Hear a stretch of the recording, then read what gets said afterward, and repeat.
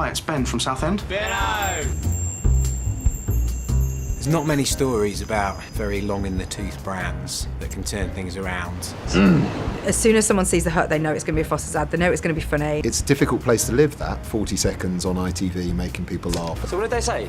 You have to change. This great big idea straddles the generations in a sense. As soon as that campaign went on air, it started to drive sales. It's all about the attitude and approach to life. I thought it was a complete disaster. I love that. And the relief. I would have married him on the spot if he'd asked. Come here, you. It's got a determination to drive fame. Big, famous, populist campaign that sells beer and that people like is the Holy Grail. Thank you. All right, give it a red hot crack, mate. Hooroo! Your uncle was a space invader. Your auntie was a shouter. Foster's. Good call. Could go a peanut. I'm in. I think in Foster's we see a great example of classic creative planning. It's interesting that the story comes from the 70s originally for Foster's advertising, but this is all of that classic planning brought into the 21st century. Foster's is a tremendous brand as a story of an Australian export that did brilliantly. So it was brought over to the UK in the 1970s and was purchased by Courage in the 1980s, and that's really when Foster's really started to take off. We had some great advertising on the brand at the time. Probably a lot of people remember the Paul Hogan advertising. Screwed! There's a bloke down there with no strides on. Foster's. The Australian for lager. Paul Hogan ads, we used to quote them to each other, and it was the sort of explosion of Australia, and him coming over and observing quaint English behaviour and strange stuff that we did, and, you know, how'd you get to Cock Foster's and all that.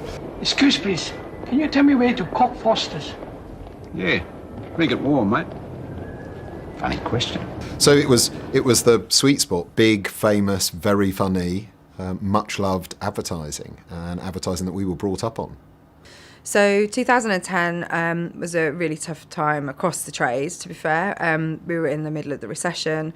People weren't going to the pub as frequently, particularly our younger guys that we want to recruit into the Foster's brand, sort of 18 to 24-year-olds. They were drinking more at home. Pubs also were really being hit very, very hard by the recession. I think at one point up to 30 pubs were closing a week. There's a huge amount of competition coming from spirits, wines, and cider had suddenly just started to go gangbusters in the UK. And sadly for Foster's, we were actually losing value and volume share at that particular time. Unfortunately, post the Hogan era, there wasn't ever really a time when the brand was anywhere near as strong. There'd been quite a few different marketing efforts, the brand had changed hands. Heineken, the new owners of the brand at the time, knew and understood there was great potential in it, but they really needed to focus on growing the brand strength from the core. The most sustainable place for the business to focus was in the off-trade. So in the off-trade, we made a decision that we really wanted to drive to be number one. We had a really strong competitor in Carling, so it was really important that we built the brand equity so that it was worth paying more for consumers and they could see the benefit. And we also had to pave the way for a successful launch of a premium variant, which was Gold. To truly get under the skin of the tribal drinker, as well as acquiring a lot of hangovers, we got some pretty interesting insights around them. Basically, they listened in on conversations, and they also briefed bar staff to listen into these conversations. These young guys were on the horns of kind of quite big dilemmas. You know, is the girl that I'm dating the girl I should stay with forever? I'm in a job, is it my career for life? I live with my parents, should I move out? They were wrestling with these quite big decisions, and they were sort of comfortable chatting to their mates about it, but that's the window that they were in. I mean, so you can see logically the idea of two Aussie sort of agony uncles who give you a laid-back, no worries, sunshiny advice on these topics. You know, don't get too stressed out about it. And it was quite an easy leap. And again, someone's in the UK, someone's in Australia, so there's a relevance, there's a connection. I had the idea about these two guys and their names and the end line on the train going back to Sussex, and then thought, God, I can't write this, you know, I'm 42. So we got everybody The guys who worked in the studio, every creative person in the building, and we got them in every morning. We would all write questions all day, and then I would pick the 3 questions that people were ringing up with, and then everyone would get them in the morning, and everyone would work on the same scripts. And then in the evening, I would sort of put these kind of supergroup Harlem Globetrotter scripts together, where you just take the best bits of dialogue. And so we had good scripts. The 3 scripts we ended up making for the pitch. Good call. Wow, what an amazing campaign. I think it's really iconic within the business and also within the country. These 2 blokes, both from Brisbane, they'd been on the debating team together at school. They'd kind of gone their separate ways, and we ended up finding a way to put them back together. And over the past 4 years, it's been a really, really great relationship for them and the brand. I mean, the casting was a brilliant thing to do. I went to Sydney for a weekend, made a great big sort of creative director, lovely song and dance about, I've got to see these guys in the flesh. If we're signing off on these guys and we're going to work with them for 5 years, which is the dream, I need to see them in the flesh. And we picked Tim Bullock because he's a great director and he was there in Australia.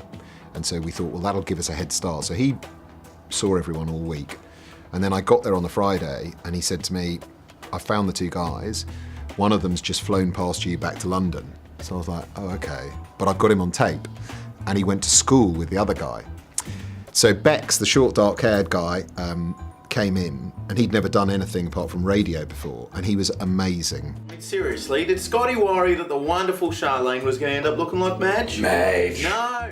Absolutely amazing. He just blew everyone out of the water, and then apologised for how bad he came up and said, that was terrible, I'm so sorry, and out he went, and I was like, and Tim said, that's him. And then Tom, the other guy, looked to me like a modern Paul Hogan, and that was the great. So you have the kind of tall, good-looking one, and the shorter, darker, but very, very funny live wire one, and we cut them together side by side, even though they were continents apart. Went back, flew into Heathrow on the Monday, had a shower, went to the office, they were all waiting there and said, these are your 2 guys? And they said, yeah, that's great. To be honest, we went to Portugal to do it, and I thought it was a complete disaster. I thought it was the end of my career, actually. I remember ringing Ben Tollett on the beach on day 1 and saying, this just doesn't work, it's terrible, it's not funny. And I remember going to the edit, and Tim was there, Tim Bullock, the director, and he said, oh, I've cut one, Girlfriend's Mum. And he showed it to me, and it's exactly as it went on telly, and I just roared with laughter at the end, and the relief. I would have married him on the spot if he'd asked. G'day. Hi, it's Ben from Southend. Benno! I was just wondering, is my girlfriend definitely going to end up looking like her mum? Curly one.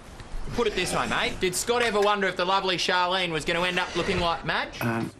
No. Of course he didn't. You'll find as you get older, mate, other stuff will start to occupy your mind. Like, why do I have hair growing out of my ears? And how do they make Scotch eggs? Don't worry about the future, mate. Just enjoy the now. Who knows? She could turn out to be a Vorderman. Oh, that'd be nice. I've got to go. No worries, mate. Foster's. Good call. I love that. It's so true.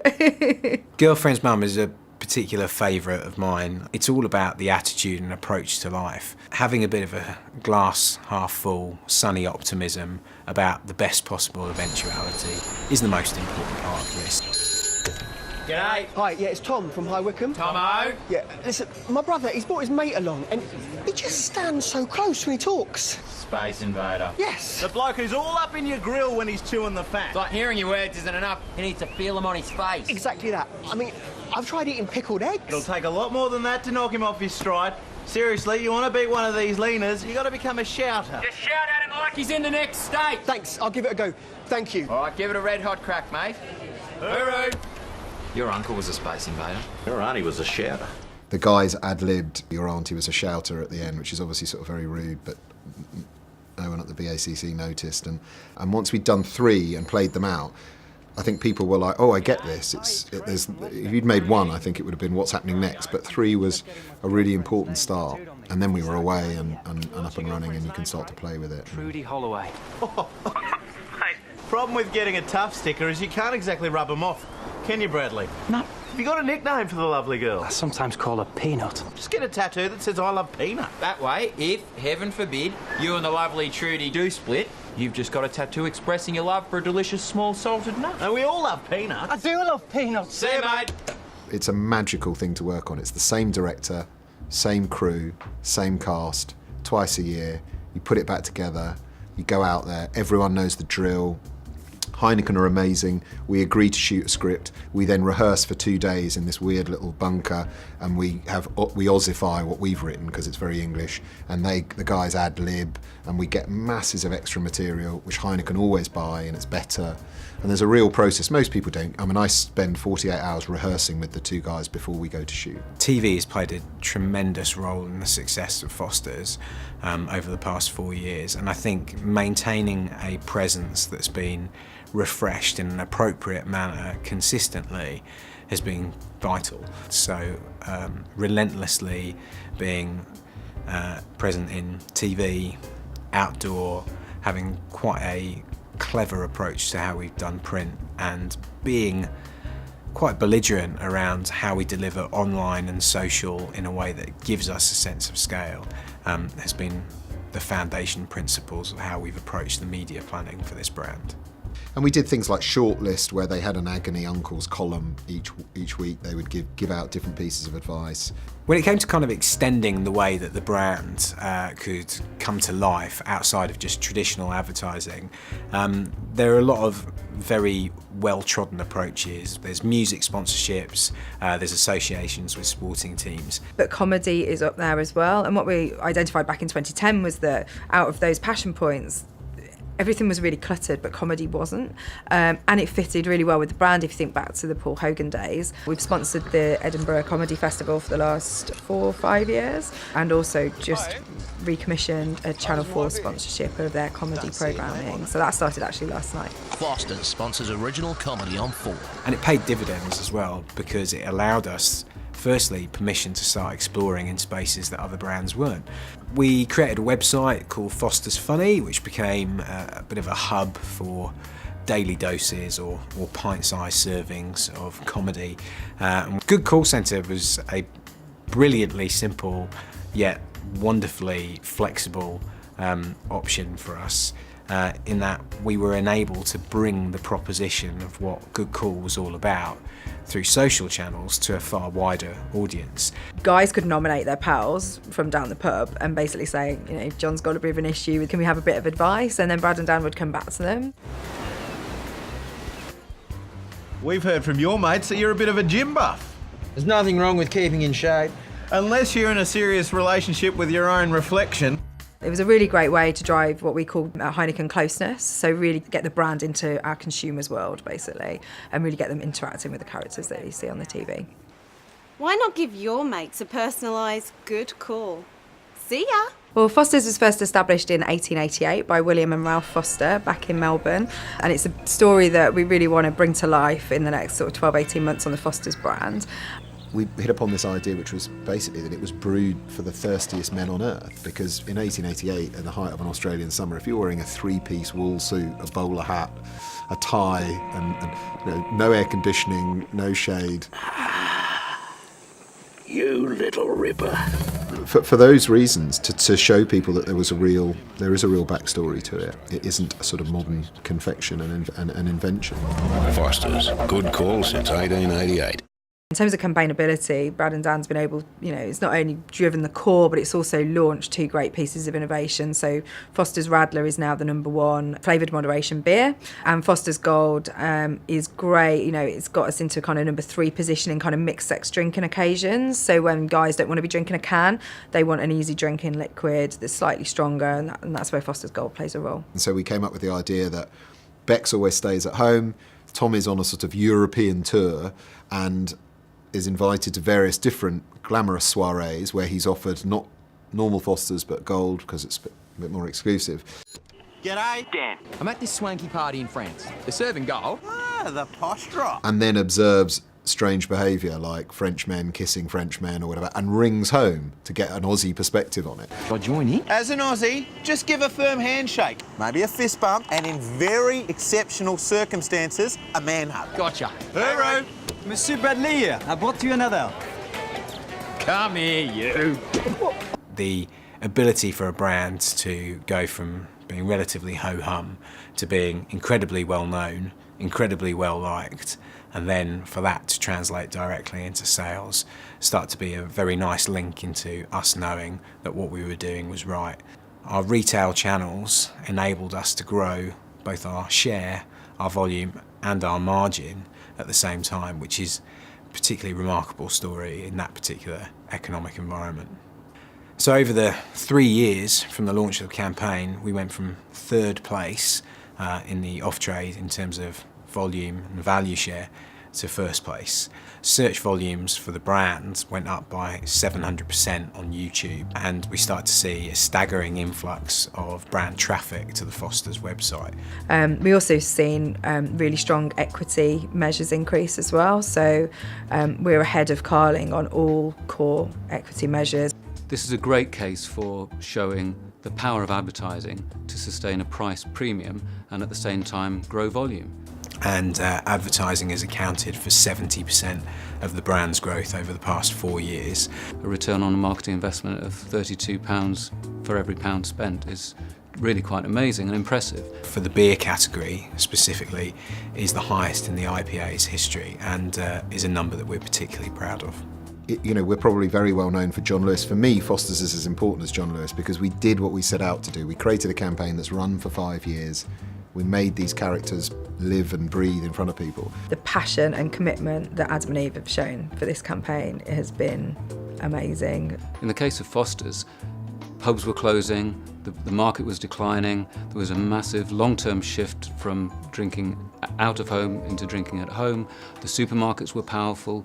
And what they managed to do was kind of wriggle out of that without even kind of throwing away the essence of the brand. By unlocking that insight, fight back, essentially, and not lay down and take it. I think it's a great example of a brand that had the confidence to stop and take stock and learn about the customer in a completely fresh and modern way. When I talk about Foster's, I always say it's a proper campaign. And by that I mean it's populist, it's instantly recognisable as Foster's, and it could only be for Foster's, and it works, and it's funny. There's no fancy new learnings about it. It's just a proper piece of advertising craft. We've got even greater plans for this year, which everyone's really excited about. It's got likeability in the creative idea. It's got a determination to drive fame. This campaign just got so many of the hallmarks of what the IPA's research over many years has told us are the things that make advertising effective. Great advice, boys. Thanks. Hey, Workers. Wasn't it great we could help Ollie Valance out? I wonder how she'll repay us. That thing you're thinking? Yeah. It won't be that. New Foster's Gold, 4.8% premium lager. Good call.